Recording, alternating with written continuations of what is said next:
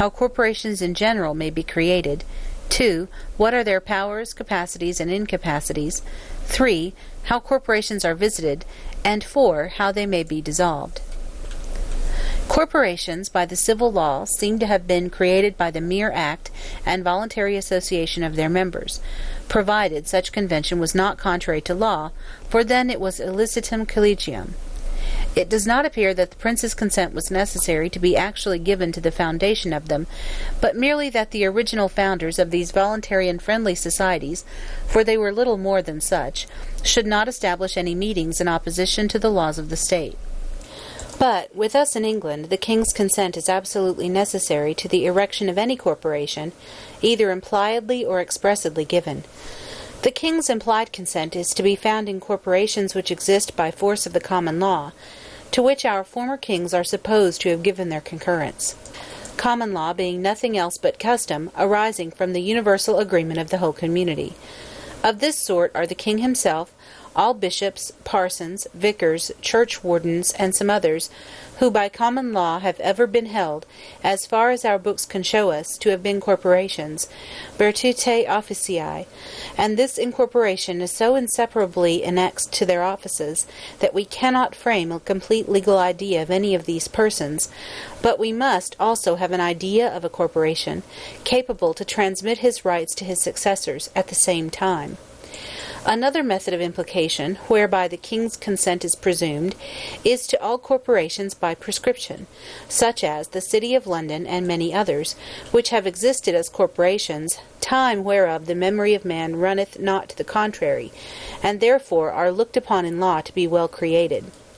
For, though the members thereof can show no legal charter of incorporation, yet in cases of such high antiquity the law presumes there once was one, and that by the variety of accidents which a length of time may produce, the charter is lost or destroyed. The methods by which the king's consent is expressly given are either by Act of Parliament or charter. By Act of Parliament, of which the royal assent is a necessary ingredient, corporations may undoubtedly be created, but it is observable that most of those statutes, which are usually cited as having created corporations, do either confirm such as have been before created by the king, as in the case of the College of Physicians, erected by charter 10th Henry VIII, which charter was afterwards confirmed in Parliament, or they permit the king to erect a corporation in futuro with such and such powers, as is the case of the Bank of England and the Society of the British Fishery, so that the immediate creative act is usually performed by the king alone, in virtue of his royal prerogative. All the other methods, therefore, whereby corporations exist, by common law, by prescription, and by Act of Parliament, are for the most part reducible to this of the king's letters patent, or charter of incorporation. The king's creation may be performed by the words cremus, erigimus, fundimus, incorporamus, or the like. Nay, it is held that if the king grants to a set of men to have gildum mercantorium, a mercantile merger or assembly, this alone is sufficient to incorporate and establish them forever. The Parliament, we observe, by its absolute and transcendent authority, may perform this or any other act whatsoever, and actually did perform it to a great extent, by Statute 39th Elizabeth c. 5, which incorporated all hospitals and houses of correction founded by charitable persons, without farther trouble, and the same has been done in other cases of charitable foundations. But otherwise it is not usual thus to entrench upon the prerogative of the crown, and the king may prevent it when he pleases. And, in the particular instance before mentioned, it was done, as Sir Edward Coke observes, to avoid the charges of incorporation and licenses of mortmen in small benefactions, which in his days were grown so great that it discouraged many men to undertake these pious and charitable works.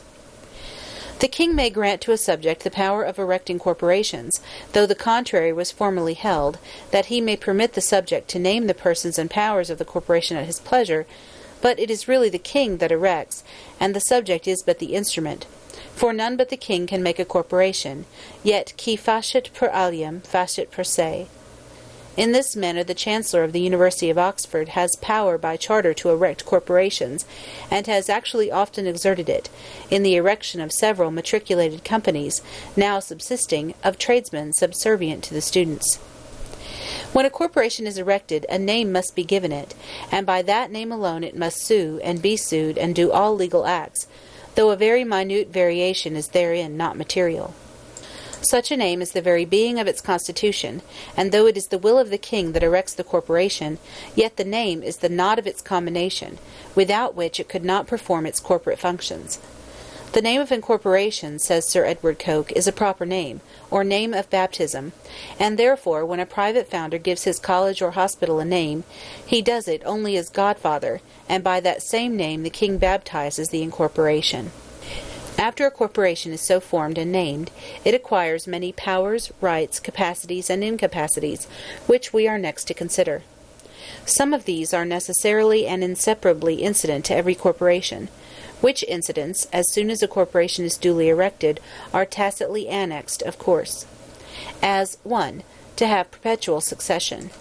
This is the very end of its incorporation, for there cannot be a succession forever without an incorporation, and therefore all aggregate corporations have a power necessarily implied of electing members in the room of such as go off.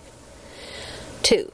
To sue or be sued, implead or be impleaded, grant or receive, by its corporate name, and do all other acts as natural persons may. 3. To purchase lands and hold them for the benefit of themselves and their successors, which two are consequential to the former. 4. To have a common seal. For a corporation, being an invisible body, cannot manifest its intentions by any personal act or oral discourse. It therefore acts and speaks only by its common seal. For, though the particular members may express their private contents to any act, by words or signing their names, yet this does not bind the corporation. It is the fixing of the seal, and that only, which unites the several assents of the individuals who compose the community, and makes one joint assent of the whole. 5. To make bylaws or private statutes for the better government of the corporation, which are binding upon themselves, unless contrary to the laws of the land, and then they are void. This is also included by law in the very act of incorporation, for as natural reason is given to the natural body for the governing it, so bylaws or statutes are a sort of political reason to govern the body politic. And this right of making bylaws for their own government, not contrary to the law of the land, was allowed by the law of the 12 Tables at Rome. But no trading company is, with us, allowed to make bylaws, which may affect the king's prerogative, or the common profit of the people, unless they be approved by the Chancellor, Treasurer, and Chief Justices, or the judges of the assizes, in their circuits. These 5 powers are inseparably incident to every corporation, at least to every corporate aggregate, for 2 of them, though they may be practised, yet are very unnecessary to a corporation sole, viz., to have a corporate seal to testify his sole assent, and to make statutes for the regulation of his own conduct. There are also certain privileges and disabilities that attend an aggregate corporation, and are not applicable to such as are sole, the reason of them ceasing, and of course the law. It must always appear by attorney, for it cannot appear in person, being, as Sir Edward Coke says, invisible, and existing only in intendment and consideration of law. It can neither maintain or be made defendant to an action of battery or such like personal injuries, for a corporation can neither beat nor be beaten in its body politic. A corporation cannot commit treason or felony or other crime in its corporate capacity, though its members may in their distinct individual capacities. Neither is it capable of suffering traitors or felons' punishment, for it is not liable to corporal penalties, nor to attainder, forfeiture, or corruption of blood. It cannot be executor or administrator, or perform any personal duties, for it cannot take an oath for the due execution of the office. It cannot be a trustee, for such kind of confidence is foreign to the ends of its institution. Neither can it be compelled to perform such a trust, because it cannot be committed to prison, for its existence being ideal, no man can apprehend or arrest it. And therefore also it cannot be outlawed, for outlawry always supposes a precedent right of arresting, which has been defeated by the parties absconding, and that also a corporation cannot do.